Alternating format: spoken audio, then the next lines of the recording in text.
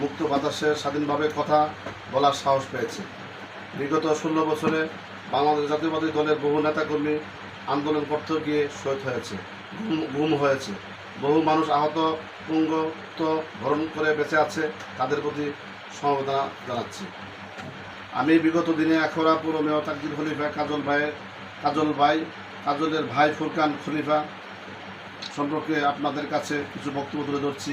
সে ছিল আখাউড়াবাসীর আতঙ্ক। আখাউড়া এমন কোনো কাজ নাই যে তার হস্তক্ষেপ বাকি ছিল না। চেকপোস্ট, রেলের ঠিকাদার, বাঘ বসানো সহ আখাউড়ার সকল ভেজাল জমি জামার উপরে তার নজর ছিল। ব্যবসায়ী, ভূমি মালিক, বালুমহল, যাবতীয় সকল ব্যবসা কেন্দ্র তার আশীর্বাদ ছাড়া কেউ কোনো কিছু করতে পারে নাই। আমি থানা যুবদলের যুগ্ম আহ্বায়ক মোহাম্মদ আবু বকর সিদ্দিক। আমার বাড়ি 3 নং মুগুরা ইউনিয়নের 1 নং ওয়ার্ডে দুর্জনগর।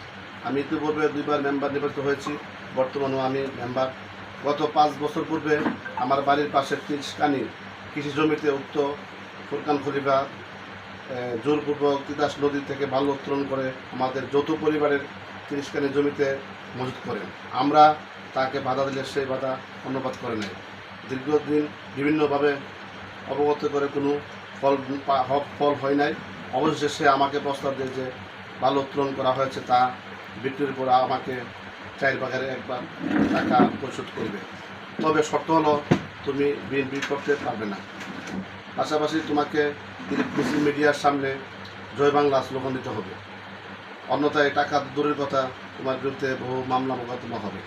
আমি সারা বাংলাদেশের পরিস্থিতি বিবেচনা করে মেম্বার হিসাবে বঞ্চিত হয়ে জনগণ থেকে দূরে চলে যাওয়ার কথা ভেবে, অন্যদিকে আমার ফসলি জমি তাদের মজুত ভালোর অধিকার পাওয়া কথা চিন্তা করে আমি আমার ইচ্ছার বিরুদ্ধে তাদের প্রস্তাবে রাজি করি।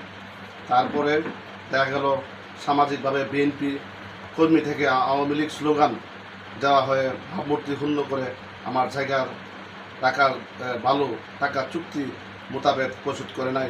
টাকা দেন দিচ্ছি করে আমাকে টাকা দেয় নাই, আত্মসাৎ করেছে। এই ধরনের বহু বার আমি টাকার কথা বলি, আমাকে টাকা দেন দিচ্ছি করে উনি আমাকে টাকা, আমার যে কথা ছিল সেই কথার মধ্যে উনি কথা রাখে নাই।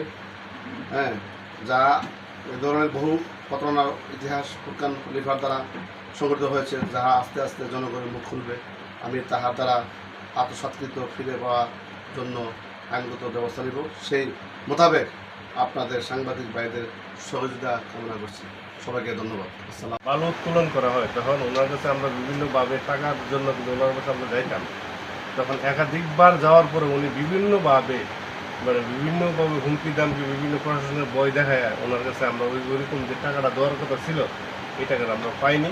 তারপর লাস্টে শেষ পর্যন্ত আমরা বলছি যে অন্তত আমাদের জমিগুলা বালুটা নিয়ে জমিগুলা খালি করে দেন। এখন এই খালি করার পরেও যে আমরা দেখতেছি যে আমাদের যে মাটিগুলো আমাদের এই ক্ষতি করে গেছে জমি, এটা আমাদের অনেক দিন এই কেশর টানতে হবে।